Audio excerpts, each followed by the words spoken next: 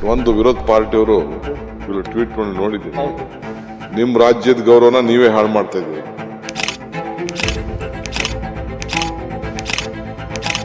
ಇದಕ್ಕೆ ಪ್ರಕೃತಿಗೆ ಯಾರಾದ್ರೂ ಬುದ್ಧಿ ಹೇಳಕ್ ಆಗ್ತದ? ಬರಬೇಕು, ಮಳೆ ಬರಲಿ.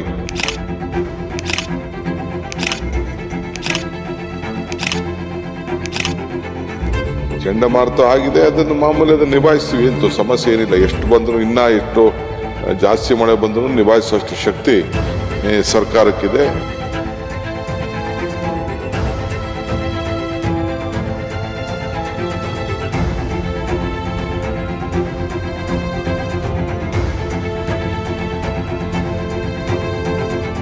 IT hub of India, Bengaluru.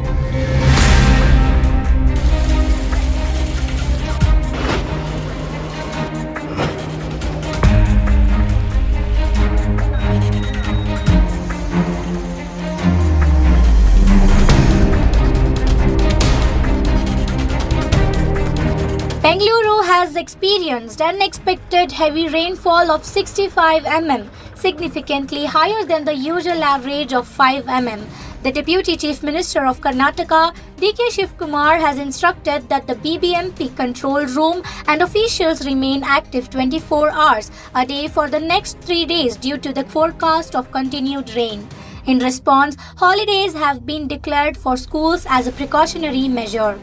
The rain caused by a low-pressure system in the Bay of Bengal has led to flooding in 142 locations across the city. Bangala ಮಹಾಸಾಗರದಿಂದ ವಾಯುಭಾರ ಕುಸಿತದಿಂದ 4 ದಿನ ಅತಿ ಹೆಚ್ಚು ಅನ್ಎಕ್ಸ್ಪೆಕ್ಟೆಡ್ ಮಳೆ ಬರ್ತದೆ ಅಂತ ಹೇಳಿ ನಮ್ಗೆ ಈಗಾಗಲೇ ನಮ್ಮ ಮೆಟ್ರಾಲಜಿಕಲ್ ಇಲಾಖೆ ಅವರು ನಮಗೆ ತಿಳಿಸಿದ್ದಾರೆ. ಈ ವಿಚಾರವಾಗಿ ನಾವು ಈಗಾಗಲೇ ಎಚ್ಚರಿಕೆಯನ್ನು ವಹಿಸಿಕೊಂಡಿದ್ದೇವೆ.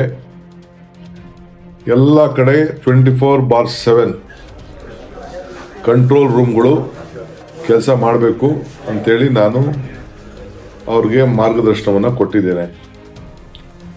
ಕರ್ನಾಟಕ ಸರ್ಕಾರ ಕೂಡ ನಾಳೆ ಮುಂಜಾಗ್ರತವಾಗಿ ಟ್ರಾಫಿಕ್ಕು ಮಳೆ ಸಮಸ್ಯೆ ಆಗ್ಬೋದು ಅನ್ನೋ ದೃಷ್ಟಿಯಿಂದ ಬೆಂಗಳೂರು ನಗರದಲ್ಲಿ ನಾವು ಶಾಲೆಗಳನ್ನು ಕೂಡ ಮುಚ್ಚಲಿಕ್ಕೆ ಆದೇಶವನ್ನು ಕೂಡ ಹೊರಡಿಸಿದ್ದೇವೆ. 30 trees were reported to have fallen and most areas affected by tree branches obstructing traffic have been cleared. The worst hit areas include Yelanka, West and East zones, while moderate rainfall was recorded in other parts of the city.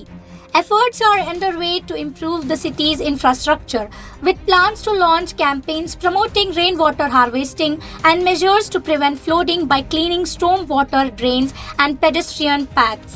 Authorities are actively monitoring water flow in the city's canals, and updates on the situation are being shared on social media. BBMP has set up a toll-free helpline for citizens to report issues caused by the rain.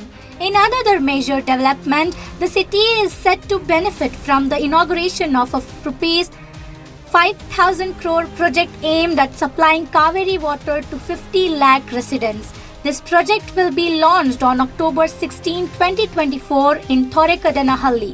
ಈ ಮಧ್ಯ ಮಳೆ ಬಗ್ಗೆ ಬಹಳ ಮುಂಜಾಗ್ರತೆಯಾಗಿರ್ಬೇಕು. ನಾಗರಿಕರಿಗೆ request ಮಾಡ್ತೀನಿ, ಇವತ್ತು ಸ್ವಲ್ಪ traffic ಎಲ್ಲ ಸಮಸ್ಯೆ ಆಗ್ಬೋದು. ಯಾಕೆಂದ್ರೆ ಮುಂಜಾಗ್ರತವಾಗಿ ನೀವು ಆದಷ್ಟು, ಯಾಕೆಂದ್ರೆ ಅದಕ್ಕೋಸ್ಕರ ಶಾಲಾ ಕಾಲೇಜೆಲ್ಲ ನಾವು ರಜಾ ಘೋಷಣೆ ಮಾಡಿದ್ದೀವಿ. ಸಾಯಂಕಾಲ ತಿರ್ಗಾ ನಾನು ಬಂದ ಮೇಲೆ ಇನ್ನೊಂದು ರೌಂಡು ಪೊಲೀಸ್ ಆಫೀಸರ್ಸು, ನಮ್ಮ ಕಾರ್ಪೊರೇಷನ್ ಅವರು, ಫೈರ್ ಫೋರ್ಸು, ಯಾರು ಸಂಬಂಧಪಟ್ಟಿದ್ದಾರೆ ಇದಕ್ಕೆಲ್ಲ ಮಾಡ್ತೀನಿ.